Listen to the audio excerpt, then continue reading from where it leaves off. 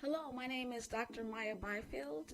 My business is The Phenomenal STEMist. I'm so excited to be here in Orange County because it's where I live. I live in Apopka, Florida.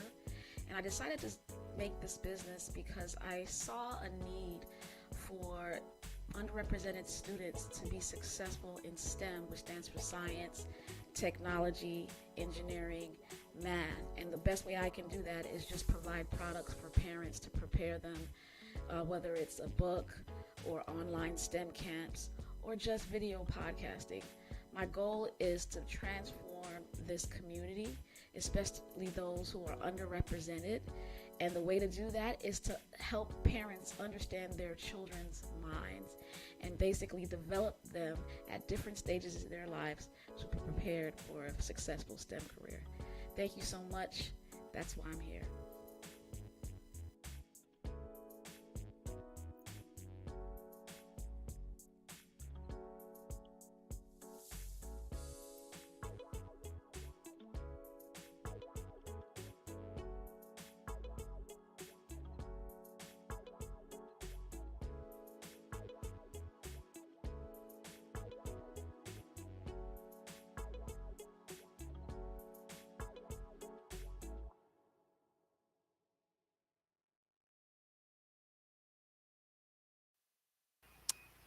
Hey, hey, hey, it's the phenomenal STEMist. Hello, everybody. How is everybody doing? I just want to really show appreciation for my next guest, Wilson Jean Baptiste. Oh, my goodness. Thank you so much for coming. Just greet the people, Wilson. Hello, everybody. Wilson Jean Baptiste, and I'm excited to be here today and just speak about my experiences in hopes that they resonate with people and help them towards their future or their, family and friends' future. Absolutely. Thank you so much for joining.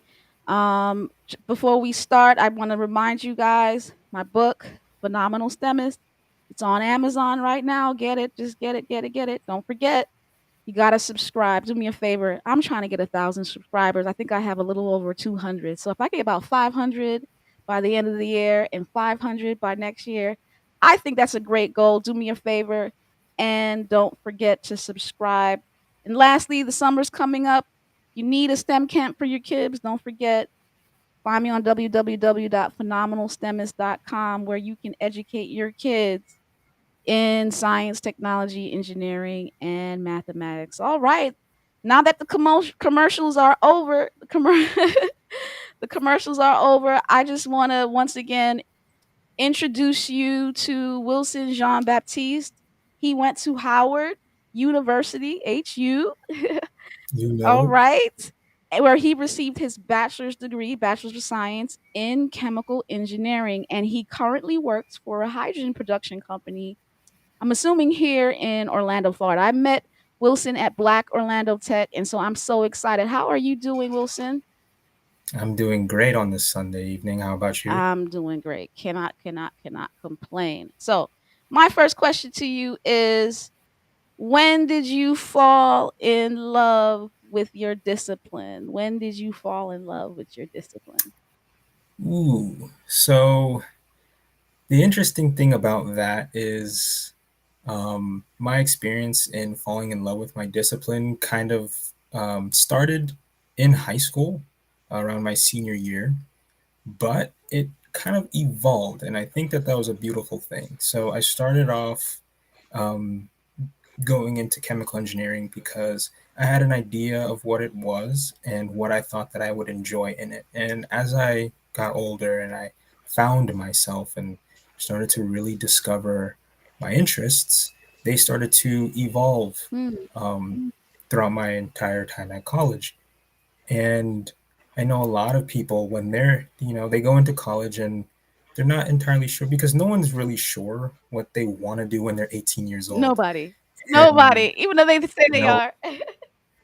and what I instead of starting over, I kind of found a way to make chemical engineering fit into my interests, and it allowed me to merge things and see things in a different way where I could enter into the field that I thoroughly enjoy with the degree that I have, even if that degree isn't necessarily what I ultimately wanted when I was leaving college, Mm. because you know the change from 18 to 22 is huge. It is, and I think, when I was a kid, in my teenage years, I felt like I needed to know, and all through college, I was so unsure. I knew I was a biology major, but before I went to, Oakwood, that's where I went, Oakwood, University, Oakwood College. I thought I wanted to be a physician, but by my second year, I realized I didn't. And so, Mhm. but at that point, since I knew I didn't want to deal with medicine, I did not know what I wanted to do. Because all along I said I was going to do that, and I had the grades for it. Mhm. I could have done it, but I didn't want to. And so that for the rest of my college years, I'm like, well, if I don't want to be a physician, then what am I supposed to do? Yeah, But I knew I was gonna major in biology. I knew I loved science. And it's like you said, so you just let it evolve. And it's okay. It's pretty much yeah. yeah. You definitely have to take your college experience and understand that you're not going to know what it is that you want to do, and start doing as many things as possible, Yeah. because that's the only way to really figure out what it is you want to do, is to just do it and see if you actually enjoy it. It it's that is unadulterated truth. So you fell in love when you were a kid. You really didn't say how. Like, did you is it engineering? I know, is your dad an engineer? Like, how Yes. did engineering where did you learn about engineering as a kid? You said you wanted to do it as a kid. When did you learn about it? So my dad is an engineer, Okay. not in chemical, software R and computer engineering, Got it. and the idea of problem solving Ah, was always something that I really enjoyed. got it. But chemistry was something that I enjoyed in high school. So, mixing those two together, I said to myself, well, I'm going to become a chemical engineer since it involves the two things that I really enjoy. Got it.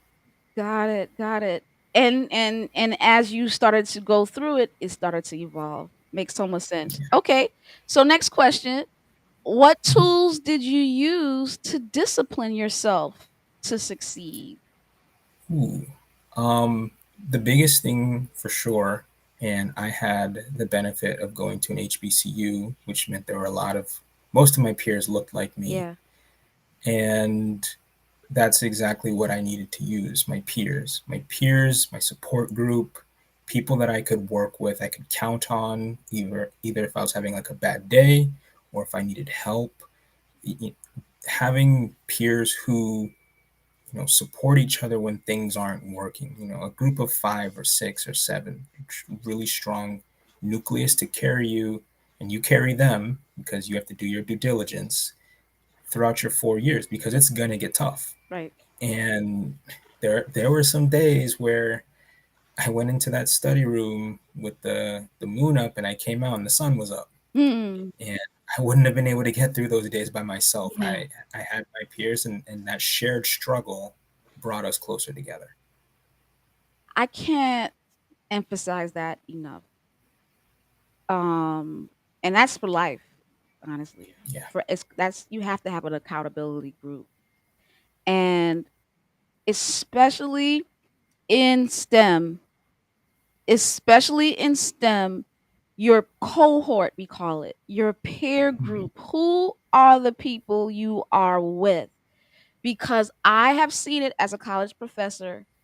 You can have somebody who wants to be something, but if they're hanging out with the wrong people, if they do not have a group that is pushing them, that they themselves want to succeed, they'll fall by the wayside. Who Mhm. are this is for parents that are watching.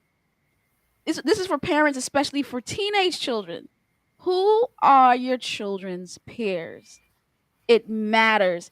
If your children's peers are a bunch of dropouts, your child more than likely will be a dropout. I see it more and more now than ever. Like when I was younger, I may have had the self will But even still, I didn't. I had to have a cohort. The cohort matters, but sometimes different people have different, you know, different learning styles. But what I've seen is that students who have a good network of friends and study partners and accountability partners, they continue. And those that don't, don't. Yeah, Yeah. I really like to emphasize something that a lot of students do in high school, they do in college and middle school, because I do tutor students as well, Okay. and it's they suffer in silence. Mm, They struggle, but they don't want to tell anyone they're struggling, and so they'll struggle with concepts, and they'll go home and they'll sit there and stare at the screen for 2 3 hours. And I say, if you speak with somebody, I'm sure the two of you putting your different perspectives together can come up with something in 15 minutes, because ultimately you don't know what you don't know, and staring at a screen is not going to magically make it pop into your head. So you waste a lot of time suffering in silence, thinking, maybe a lot of students are self-conscious about their yeah. performance or their abilities in the classroom and don't want to speak up and say they don't know something. Me, I answered every question, even if it was 100% wrong, because I knew if I got it wrong and my teacher or my professor explained to me how it's wrong, I'm not going to get it wrong again. Wilson, I know where I made my mistake, and it won't happen again. Wilson, I say this in my classroom all the time. All the time. And I tell my students, my favorite answer when I ask you a question, I feel like students feel that when a professor asks a question, they're trying to get the right answer. I'm not looking for Mhm. the right answer. I'm not necessarily looking for the wrong answer either. I'm looking for your answer. What's your answer? And my Mhm. favorite one of the two, if I had to choose which one I would want to hear out loud, I love loud wrong answers Mhm. because I can correct you, number one. And once I Yeah. correct you, like you said, you'll never forget it. I'm glad you are Yeah. confirming to all my students that if they watch my my podcast, what I'm saying, number one. And I love it when it's loud. I don't like silent wrong answers. I like loud wrong answers. Why? Because other people hear it and it was something that they had deep down inside. So now, not only am I answering the question for this brave student, I'm Mhm. also answering the question for the others who weren't brave enough to say it. And so you confirming that is awesome. And like you said about suffering in silence, this is not just for school. This is for life. Yeah. Like too many people suffer in silence. Too many people self-advise. We have an issue with STEM graduation rates in many colleges and universities amongst students of color. And one of the main reasons that I feel that many of our students of color are not graduating in STEM, they even if they start off in STEM, they drop out. One of the reasons, outside of microaggressions for sure, outside of underpreparedness, racism, these are all reasons. But another reason is self-advising. Yeah. Self-advising. They don't choose the right classes.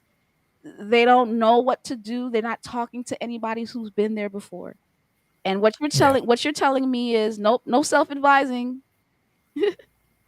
No, another resource that I really, really say to use, and this is more focused on college, but it does apply in life, because you did mention, speak to the people who have done it before. Really get to know your professors. I was friends with all my professors because I needed to make sure at the end of the day, I needed to get my A. I needed to understand what I was doing. Yeah. And they were the ones who were teaching me, and they're the ones who know it. They're the ones who are grading my tests. So going to them, a lot of them, you're going to have professors who are, really arrogant people. I mean, and they are just, sometimes you just got to go to a different professor who is still an SME in that topic. But really get to know your professors and speak with them. I have a personal story, actually. um, I was really going through it my sophomore year. My freshman year was really easy. So sophomore year was probably the first time where a lot of people who were upperclassmen tried to emphasize how difficult it was, and because of that, I guess that threw me off my mojo a little bit, and I approached the year differently from how I normally do it.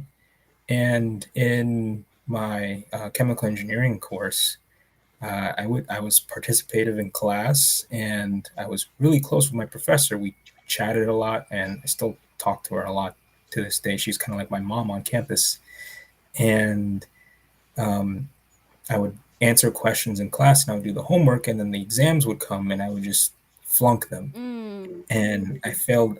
I got D's on both my exams before the final, and I was going through the process of trying to reevaluate and figure out, okay, where are my mistakes coming from, because I understand the material.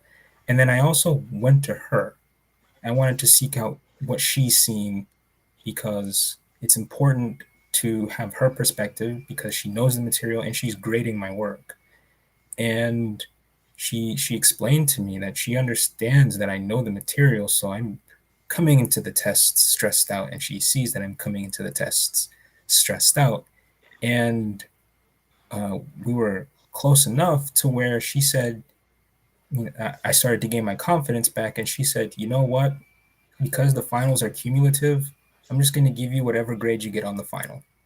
And I knocked that final out the park, and I turned my grade from a D to an A. And What? that's why I always try to emphasize, you get close to your professors, because they're going to help you out in some way or another, as long as you do what you need to do. Listen, listen. That may happen more in the HBCU than other places, though. Just to Yeah. but I hear you, and that is so very, very, very, very true. Very, very true. I really, really believe I tell students to go and see your professor talk to you. When a professor feels that you are motivated, when they feel that you are motivated to the point where you are trying hard, it is very difficult for a professor to fail a student who they'll I'm not saying they're going to necessarily give you the answers. I'm not saying that they're going to help you to the point where you shouldn't pass, but what they'll do is they will guide you. They will they will work with you. They will get you to the point of passing if they really really believe that you care. Hmm. They'll guide you through the process.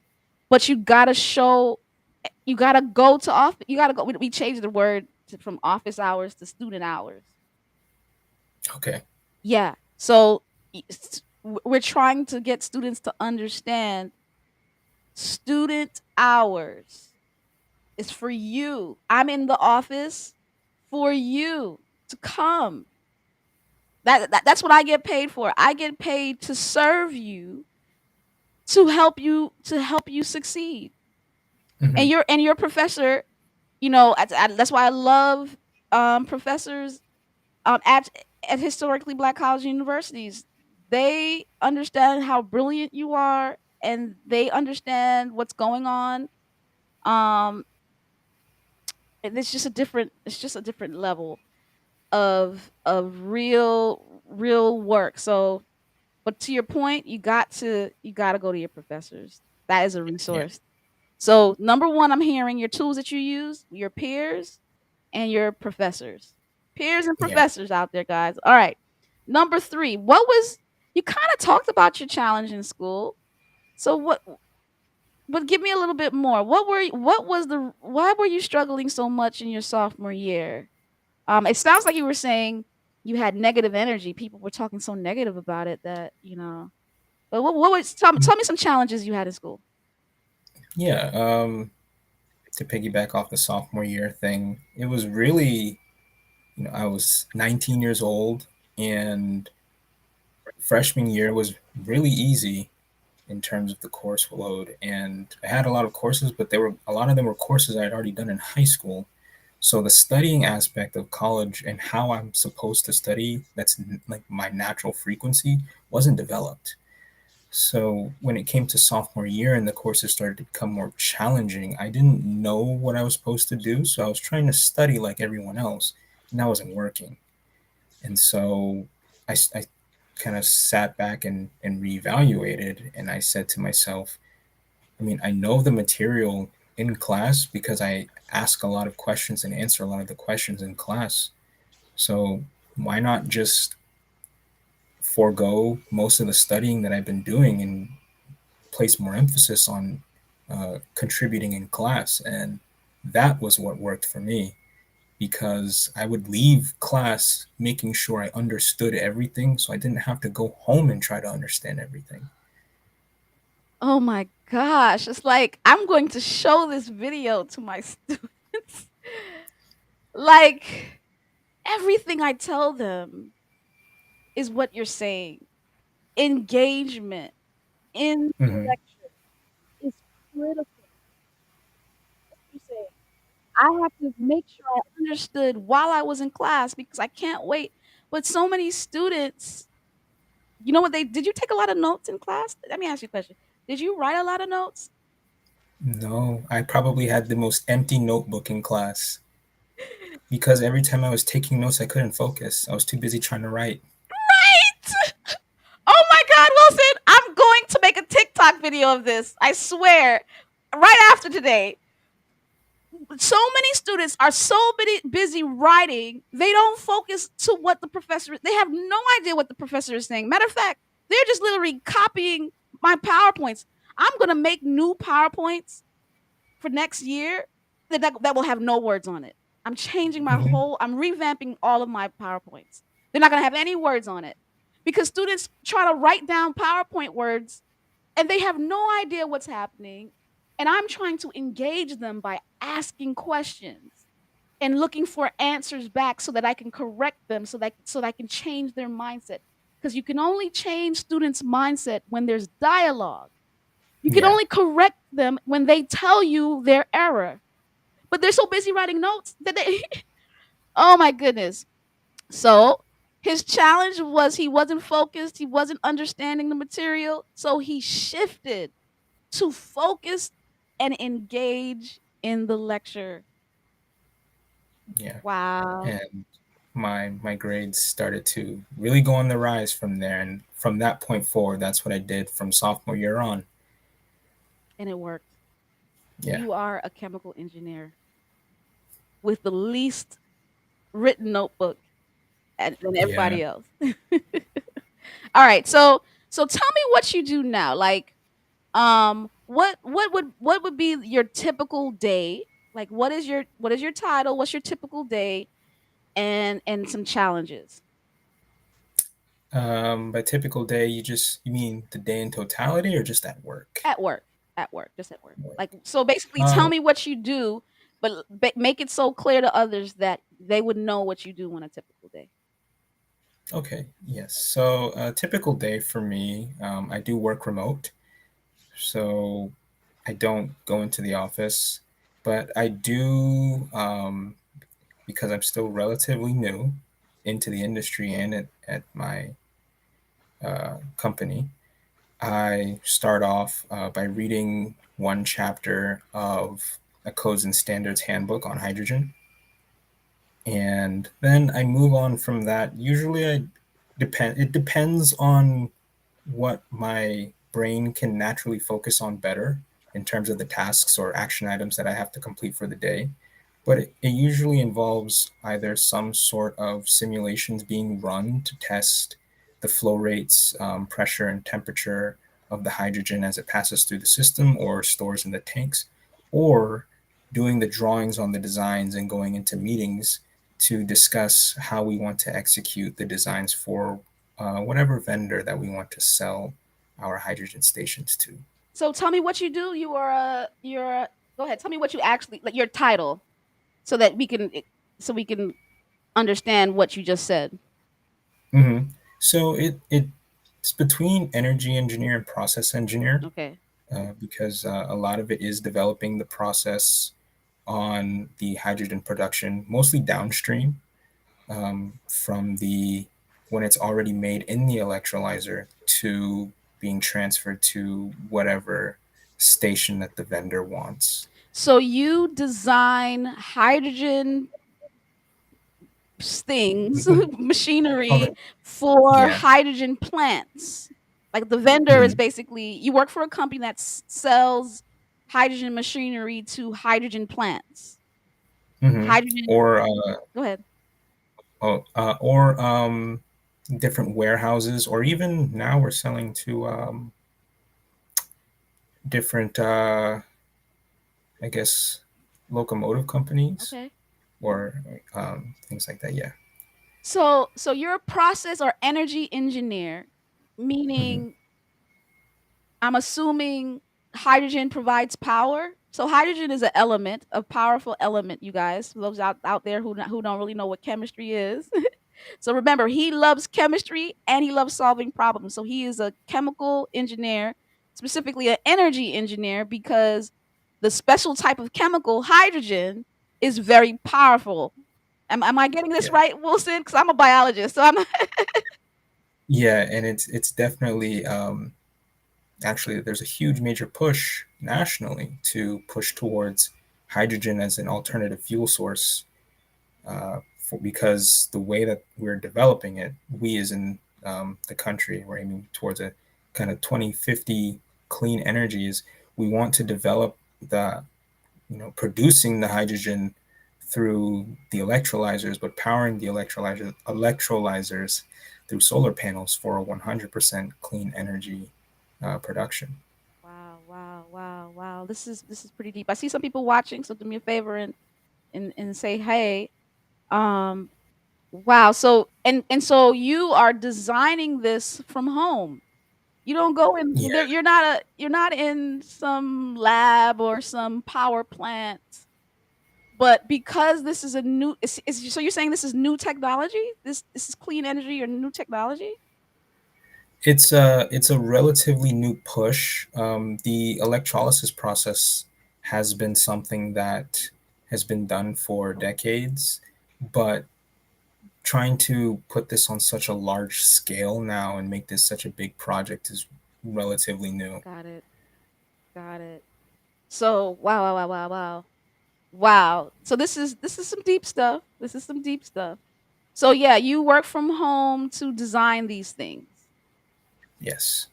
for sale. You don't sell them. You're not involved in the sale of them. No. And you work with a group of people to design them, or is you're by yourself? Yes, I do work with a team. Team. I do work, um, because it's still remote. I work by myself, but we have a team that we all bounce things off of each other when we're on similar projects or need help on a current project. Okay. Can you do me a favor? Because I want to understand. Can you explain Hmm. for me what an electrolyzer is? So what I view hydrogen, I think of hydrogen gas or hydrogen ions or hydrogen the element is such a reactive it's a very reactive element. I'm not going to get into the details of chemistry for that, but it's very reactive. What does it move through something, and the more it moves through something, it leads to power? So what's the connection between a hydrogen and an electrolyzer? What's an electrolyzer? Okay, so the electrolyzer takes water and exposes the water to a very powerful EM field, or sorry, electromagnetic field. And inside the electrolyzer, depending on the design, there may be one or two membranes, one which allows hydrogen to pass through, and the other which allows oxygen to pass through. So we're essentially using a very powerful electric current to separate hydrogen from oxygen in the water, and Oh, then we can store them as separate chemicals. so you're using water and extracting the powerful element of hydrogen from it using that special Yes. electrolyzer to create power. Yes. Wow, I get it. I totally get it. And I think that was very clear enough for the rest of the audience as well. So, wow. And so you're so listen to me guys. We naturally use carbon fuels, right? We use oil and gas, which is dirty, not clean, and we're running out of it. Or if you think about countries that we have to get it from, it leads to volatile environments. We're trying to go clean, right? Clean energy. And so his company and other companies that employ these type of engineers are developing clean energy sources, maybe even from the most abundant source that we have, which is water. And so it takes brilliant minds to go beyond the box, right? He loves to solve problems from a child. And the problem is we have dirty fuel. What's the solution? Clean fuel. Well, we need to understand other chemical ways to get clean fuel. And that's what he does. That's what he does. And that's what your kid could do. That's amazing. So, what are your challenges in that? That's an amazing job, just to let you know, Wilson. What are some Yeah, challenges? thank you. Challenges? The biggest challenge is sometimes meeting vendor demands. They sometimes don't always know what they're asking for and ask for things that are either too difficult to produce or just impossible. Impossible. I And thought you were a problem solver, Wilson. I thought you were a problem I, I solver. I try them, but just given the extent of knowledge that we have in thermodynamics, the modeling just says that this doesn't work, and so we have to try to. And the vendors aren't always engineers, so then you have to try to break it down. Fortunately, that's not my job, but That you might have be to my break it job. down. I can do it. Go ahead. You have to break it down in a way that they can understand, and then change what they're asking for. To your point, Wilson, that's an excellent point. There might be people that have a great ability to break it down, to have a knowledge of science and also have the knowledge of people to break it down. And I was talking to, a couple of people last week about, many people feel like engineering has to only be this type of person. But you could be a people person, a person that's really good at explaining things. That could be your job. You could work for a chemical company that needs to explain to vendors that their idea is thermodynamically impossible. And here's why. Here's why in a very plain, easy way of understanding. Yeah. Yeah. So meeting unrealistic vendors' demands is tough. How do you handle that? Um, Fortunately, I don't necessarily have to. I just Yeah. have to tell my manager, this is what we've got, and then we go over it, and then he has to speak with them. Yeah. The other difficult one that I guess I do have to manage is creating designs for vendors who aren't in the US because they use their own codes and standards and have their own rules and stipulations in terms of how to design things. And adjusting what we have to fit what they're asking for, plus what their rules and stipulations are, can be kind of difficult sometimes, Yeah. especially when we're still trying to optimize for not going over budget or outside of their budget. Yeah. So what I'm hearing is managing people is your Yeah, most difficult thing. And yeah, but that's what's going to make you special, right? Because a robot, I'm going to be doing a talk on artificial intelligence tomorrow. A robot will be able to do all the other stuff, but dealing with people and being able to explain to people and work with people and understand the different cultures, that's only what humans can do. So that's something yeah. that you're going to have to really master, because that's going to put you above the rest. Mhm. That's going to put you above the robot, you Yeah. know? So it's difficult, and I totally understand the challenge. But it's something that you can do. And Mhm. and um and it's going to be necessary for the future to master it, for sure. Yeah, yeah. All right, last question. What's your favorite part? What do you love the most about your career? Definitely learning about what's going on in the field and where we're headed. Being involved in this field has really opened my eyes to where a lot of different countries are trying to go with their fuel sources and how they're approaching it.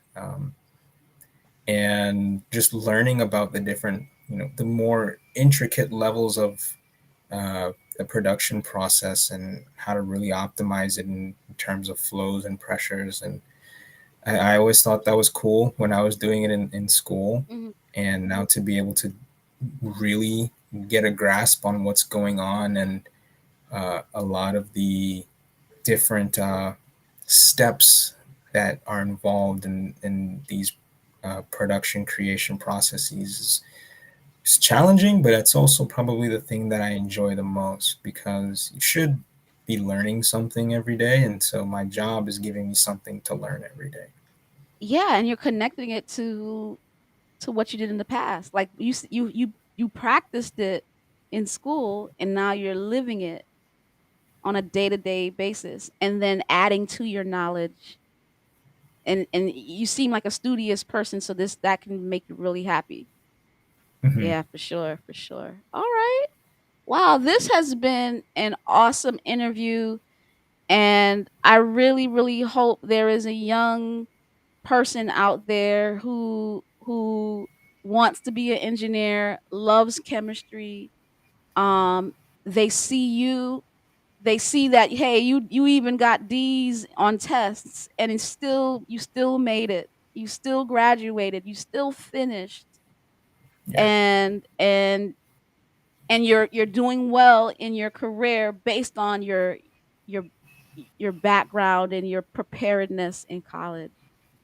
That's that's an amazing thing. Let me see if there's any questions out there. I don't think there are any questions. But Wilson, like I said before, this has been an awesome interview. Thank you. Do you have anything last final words you would like to say to encourage a young boy out there? Oh, final words. Yeah, definitely don't be hard on yourself. Uh, we can be pretty hard on ourselves to do things, and when things start not working out, can really beat yourself up. Don't do it. It's a negative spiral, and it gets there quick. So when things go wrong, understand that it's not a problem with you. It may just be a problem with what you're doing. And once you identify that, you can remove whatever you can separate yourself and I guess your ego from the actual problem and can attack the problem. And that is probably one of the once you overcome it, it's one of the most satisfying things. You'll love it. And this is not just for engineering. What he just said is important for life. So I am the phenomenal STEMist, and so is he. Thank you so much, Wilson. Hey guys, don't forget to support phenomenal STEMist, and don't forget to get that book. Good night, everybody. All right.